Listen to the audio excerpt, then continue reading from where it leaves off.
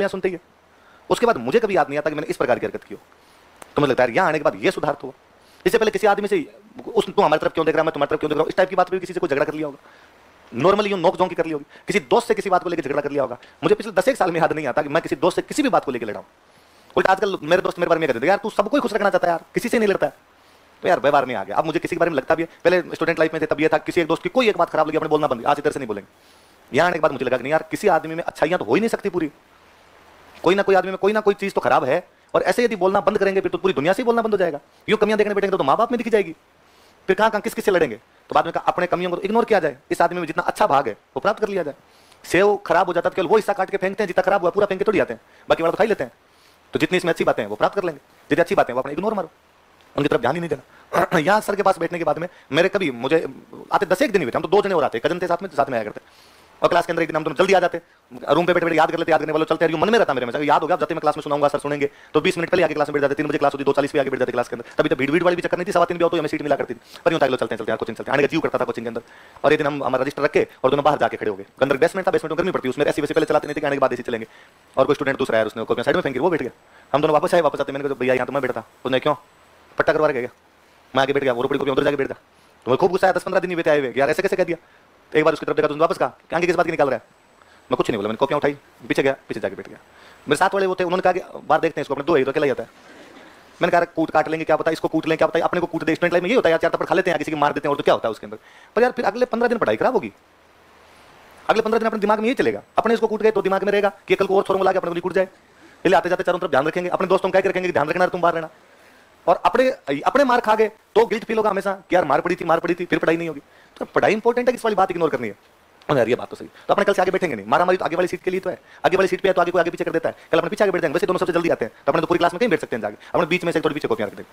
उसके बाद कभी नहीं हुआ, थोड़े दिन उस भाई ने भी टेढ़ा देखा, थोड़े दिन बाद में वो भी एक दिन आके बोल लिया, अपने बोल लिया, उसने यार उस दिन वैसे हो गया, अपने यार बात चिल कोई बात हो गया तो हो गया, मेरे तो दिमाग में कब हुआ था, कैसे हुआ था, उसके भी दिमाग था मन में इनके भी कोई पाप तो रहने। और कहाँ लड़ना है, जयमल जी वाली बात मेरे दिन नहीं बताई थी आपको, जयमल जी वाली बात बताई थी, जयमल पत्ता पड़े थे, जयमल मेड़ता में हार गया था 1562 में। जब जयमल हार गया तो जयमल कहाँ जा रहा है, मेवाड़ जा रहा, तो रास्ते में डाकू ने घेर लिया, डाकू मिले कुछ 50-60 आदमी जयमल के पास, 50-60 डाकू, और डाकू ने जयमल को कहा कि सामान रखो इधर पूरा। तो जयमल का जो सेनापति था उसने जयमल से पूछा अठ है बठ है, यहाँ वहां, तो जयमल ने कहा कि बठ मतलब वहां। तो उन्होंने हाथों हाथ अपना सामान जो भी था वो रखा, हथियार सारे रखे, कानों वानों में, गले वले में जो पहना हुआ था सोना चांदी सारा उतारा और चल पड़े। उस डाकू को बड़ा अचंभा हुआ, उस डाकू ने कहा अरे रुक रुक रुक रुक, तुम्हें ढंग के अच्छे खासे हट्टे कट्टे नौजवान लगते हो और सारे क्या डरपों की तरह सामान उतार के चले गए, तुम्हें नहीं लगता कि तुम 50-60 हमसे लड़ाई करते तो हमारे से बराबरी पड़ते यार। और फिर ये बताओ तुमने आपस में बात क्या की थी, और ये बात करते तुम चल पड़े, पहले तुम एटीट्यूड के अंदर थे, इसने कुछ पूछा तुम चल पड़े। जयमल ने कहा छोड़ यार तू तेरा सामान ले रवाना हो, हमें आगे जाना यार, जान दे। उसने कहा सामान तुम वापस ले जाओ, मुझे तो बात बताओ।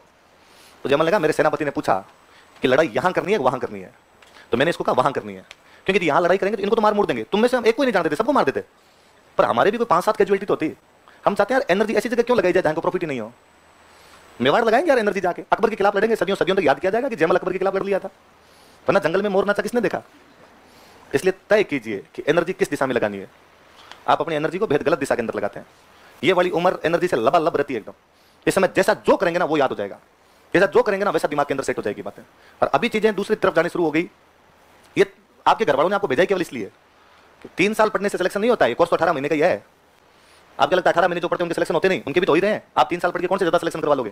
पर आपके घर वालों को सबको ये लगता है, हम जब पहले फर्स्ट ईयर सेकंड ईयर वालों का एडमिशन नहीं लिया करते तो हम घर वालों को इसको कॉलेज भेजो, क्या भेजना इसको कोचिंग में, तो आप घर वालों को सर मैं ट्रेक चुक जाएगा, यहाँ आएगा तो ट्रेक पे रहेगा। और यहाँ आने के बाद भी यदि आप ट्रेक चुके हुए हो तो फिर घर वालों को क्यों 1.5 लाख लगाने। ये क्लास बंक करनी, क्लास में से खड़े होकर जाने, ये तो कॉलेज की निशानियां है। कॉलेज वाले करते हैं स्टूडेंट होते तो कि वहाँ प्रोफेसर सामने खड़े भी रहते हैं, उनके सामने उठ के सारे चले जाते हैं। यहाँ अपने ये अनुशासन ही तो दिखता है कि नहीं यार सर सामने कोई खड़े हैं तो है, या आपका दो कि नहीं सर पेपर सॉल्व नहीं करवाना, ये ऐसे मत करवाया करो, हमें तो केवल आके रट्टे मरवा के पढ़ा दिया करो और बाद में चले जाया करो। आप इस प्रकार की डिमांड रख देंगे, एक दिन एप्लीकेशन लिखा बता दो कैसे कैसे पढ़ाना, ताकि हमारी थोड़ी सहूलियत हो जाए। फिर जैसे आप कहोगे वैसे वैसे हम पढ़ा देंगे। आपको पेपर सॉल्व नहीं करवाना तो नहीं करवाएंगे, आपको सर पेपर लेना ही नहीं है, वेल एंड गुड और ही ठीक है। क्यों टेस्ट सीरीज वालों का 100 लोग हैं जो ये काम करते हैं पेपर बनाने का, 15,000 लोगों के हर मंडे को टेस्ट लेने होते हैं, फिर आपकी कॉपियां चेक करनी होती है। जितने लोग पढ़ाते नहीं उससे भयंकर टीम केवल ये काम करती है, पढ़ाने वाले चेहरे केवल 20 है।